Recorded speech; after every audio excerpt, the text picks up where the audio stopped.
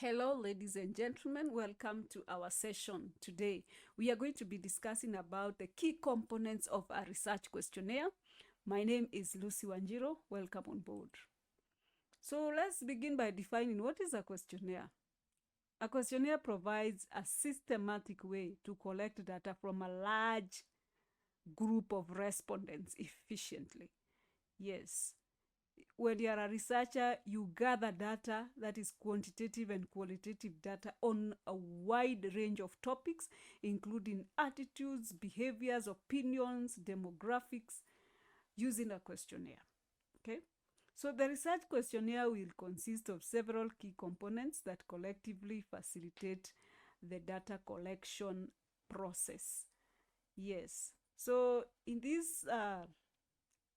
this presentation, we are going to be discussing about the components of a research questionnaire. Let's begin by introduction. We are looking at the structure. What are the components of a questionnaire? So the questionnaire has an introduction part, which provides an overview of the purpose of the questionnaire. It is the part that explains the importance of the research, and it may include some instructions for completing the questionnaire. It may also include a statement of informed consent, especially in studies involving human subjects. Okay? Yes, because there are other studies that do not involve human beings. There are experiments that involve machines and animals and all that, so they do not require informed consent. But when we are going to be asking people questions, human beings are involved. You need to have a portion of your introduction that includes a statement of informed consent. You are telling the respondents that if they do not want to be part of the study, it is okay. The study is not by force. They have to consent to the study, and they actually have to indicate that they consent to your study. The second thing that appears on the questionnaire are instructions and clarifications. So instructions and clarifications that are included throughout the questionnaire to guide the respondent on how to complete the questions accurately. Yes, to answer the questions accurately. These instructions may include specific guidelines for answering certain types of questions, explanations of terms or concepts or examples to illustrate how to respond. Then there is a part that has demographic information. Yes, the demographic questions gather basic information about the age of the respondent, the gender, the level of education, the income, occupation, and other relevant characteristics. This information will help to analyze and interpret the data based on different demographic groups.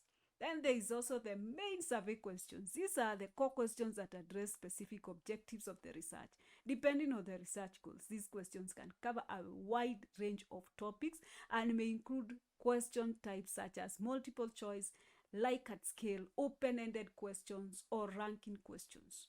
Likert scale questions, they measure the degree of agreement or disagreement with a statement. This is where the respondents are typically presented with a statement and are asked to indicate their level of agreement or disagreement on a scale. For example, you can say strongly agree, agree, neutral, disagree, or strongly disagree. Those are the Likert questions. Then there is the open-ended questions. Open-ended questions allow respondents to provide detailed free-form responses in their own words. This one you just write in your own words. The respondent can express their thoughts and opinions and experiences. On the other hand, closed-ended questions are predefined.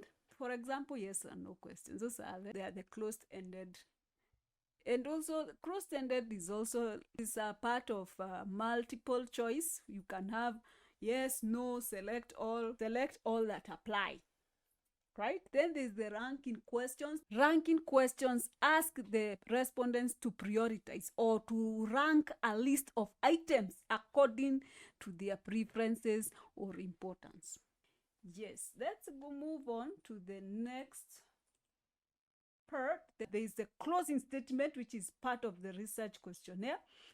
This is where you, as the researcher, you express your gratitude to the respondent for participating in the survey, and you may provide information on how you will use the data.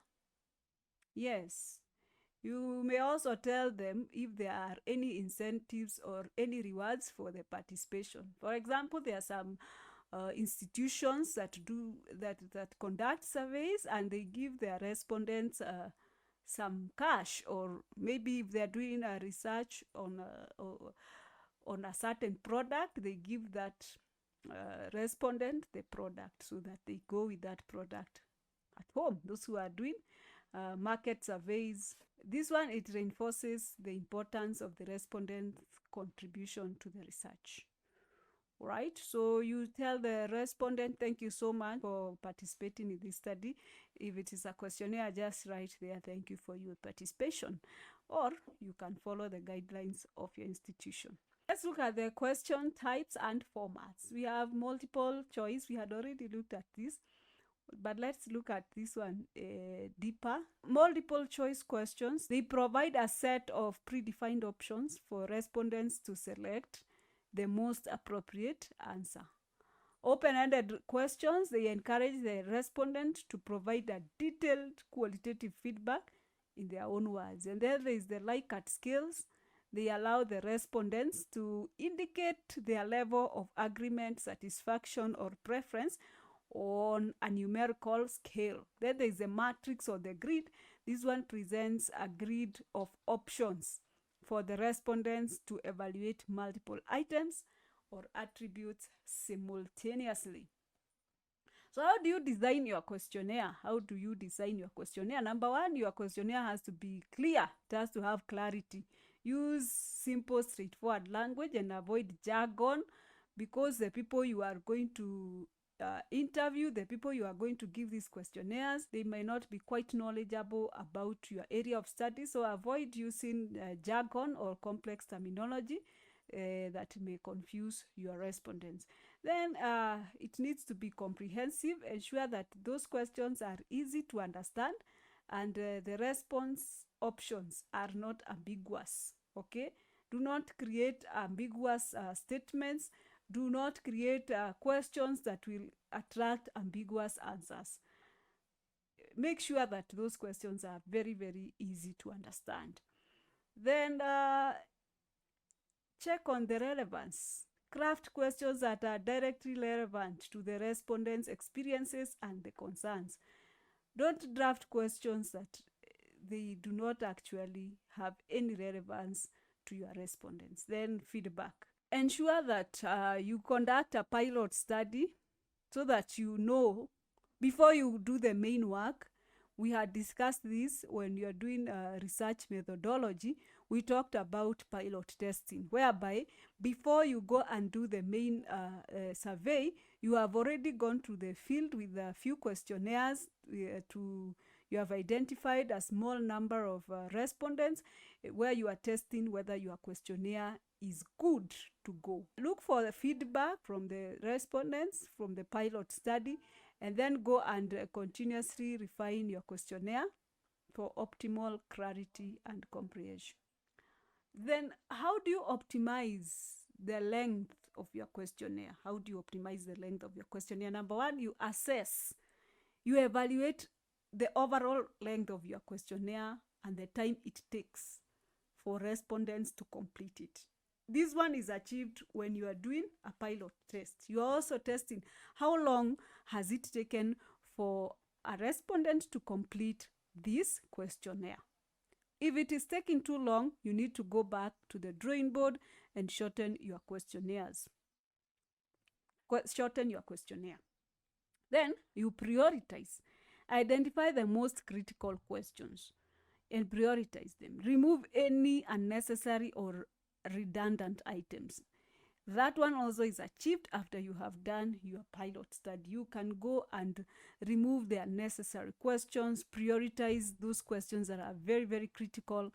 Yes, and anything that is redundant, that is repeated, you remove it from your questionnaire. And then you optimize. What is optimizing? You refine that questionnaire structure, you refine the wordings, you ensure that it is very concise, it is efficient, and do not sacrifice the quality of the data collected. As you are doing all this optimization, ensure that the quality remains, the quality of the questionnaire remains top-notch. All right? So with those few remarks, ladies and gentlemen, thank you so much for joining our academic research journey today. If you have found this video helpful, don't forget to subscribe for more insightful contents. Also give us a thumbs up, like, and share. And engage us in the comment section, because we need to hear your reviews, your questions, and suggestions. Until next time, happy researching. My name is Lucy Wanjiro, your research assistant. Adios.